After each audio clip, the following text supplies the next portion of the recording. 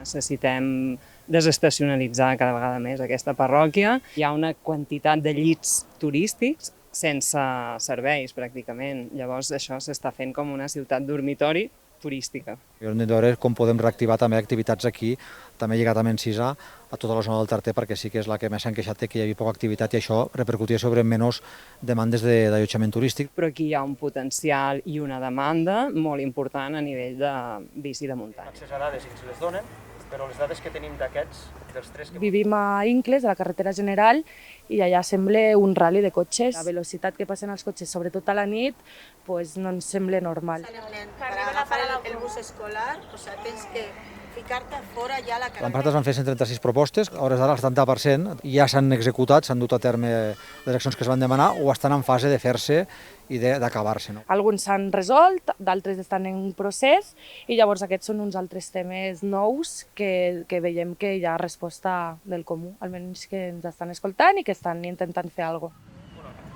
cosa.